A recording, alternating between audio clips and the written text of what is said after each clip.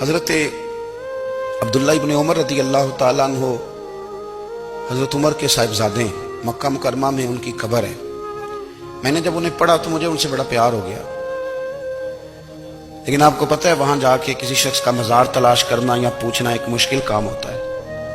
تو ایک دفعہ میں مکہ شریف میں حاضر تھا تو ایک گاڑی والا ڈرائیور مجھے کہنے لگا کہ مولانا میں آپ کو جانتا ہوں، مجھے آپ سے محبت ہے، ایک بات بتاؤں آپ کو۔ میں نے کہا بتاؤ۔ کہنے لگے حضرت عبداللہ ابن عمر کی قبر دیکھنی ہے۔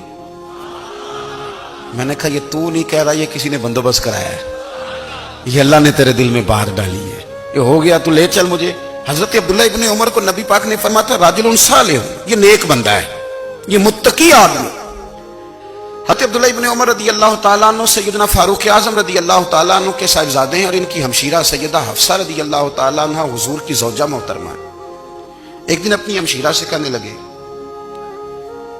کہ نبی کریم صلی اللہ تعالیٰ علیہ وسلم گھر میں آئے نا، اور اگر حضور غم امت میں پریشان نہ ہوں، طبیعت کو حشاش بشاش دیکھو تو ذرا پوچھنا تو صحیح حضور کا میرے بارے میں کیا خیال ہے، پوچھنا تو صحیح کہ کریم کی بارگاہ میں میرا کیا مقام ہے، میرے بارے میں حضور کیا فرماتے ہیں۔ اب بہن کو کام بتائے، اور بتائے بھی بھائی، اور پھر بہن وہ کام نہ کرے، یہ تاریخ میں ہوتا نہیں۔ حضرت عمر فاروق رضی اللہ تعالیٰ عنہ کی صاحبزادی ام المومنین رضی اللہ تعالیٰ عنہ فرماتی ہیں کہ میں تو بس منتظر تھی، انہوں نے تو کہا تھا نا کہ اگر تم حشاش بشاش دیکھو تو بات کرنا، لیکن حضور تشریف لائے، میری باری تھی، میرے گھر تشریف لائے، کھانا پیش کیا تو فوراً میں نے عرض کی حضور ایک بات پوچھنی تھی۔ تو حضور نے فرمایا پوچھئے۔ میں نے عرض کی حضور میرے بھائی عبداللہ ابن عمر کے بارے میں آپ کا کیا خیال ہے؟ نوجوانوں میری بات پہ غور کرنا، میرے بھائی کے بارے میں آپ کا کیا خیال ہے؟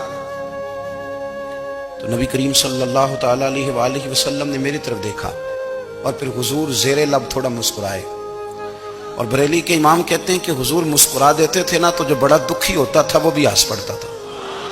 اب سوال پیدا ہوتا تھا کہ پھر تو اس مسکراہٹ کے لیے انتظار کرنا پڑتا ہوگا کئی مہینے کہ حضور مسکرائیں تو رونے والے ہنسیں، تو اعلیٰ حضرت فرماتے نہیں، انتظار نہیں کرنا پڑتا، یہ مسکراتے رہنا تو حضور کی عادت ہے۔ جس کی تسکین سے روتے ہوئے ہنس پڑے، اس تبسم کی عادت پہ لاکھوں سلام۔ یعنی یہ تو عادت ہے حضور کی مسکراتے رہنا، اس کے لیے انتظار نہیں کرنا پڑتا۔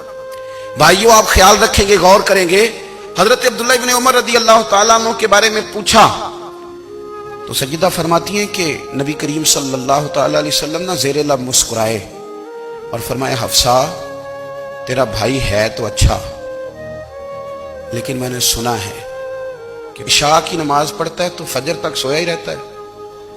او نوجوانوں، 10 بجے تک سونے کی بات نہیں ہوئی، 9 بجے تک سونے کی بات نہیں ہوئی، 11 بجے اٹھنے کی بات نہیں۔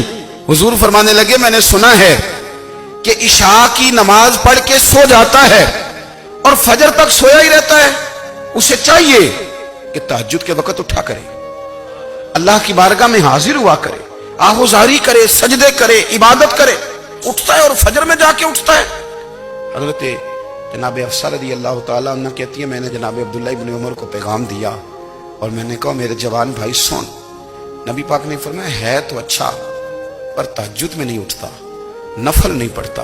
او میری ملت کے جوانوں، مزہ نہیں آ جاتا جب ساری دنیا سوئی ہو، ساری دنیا، اور بستر بھی گرم ہو اور نیند بھی پورا غلبہ کر رہی ہو، اور اچانک گھنٹی بجے دماغ میں، آنکھ کھلے، گھڑی پہ نظر پڑے، 3:30 4 بجے کا پیغام گھڑی بتائے، اور کوئی چڑھتی جوانی والا اٹھ کے وضو کرے، اور جب وہ مصلی کھول کے بچھائے تو مدینے والے محبوب کہتے ہیں کہ ہر نماز پہ رب ثواب دیتا ہے، اور جو اٹھ کے تہجد کی نماز پڑھے اسے دیکھ کے تو رب مسکراتا ہے، جو اس کی شان کے لائق ہے، جو اس کی شان کے لائق، وہ مسکراتا ہے، خوش ہوتا ہے کہ میرا بندہ تہجد میں اٹھ گیا، وہ مسکراتا ہے۔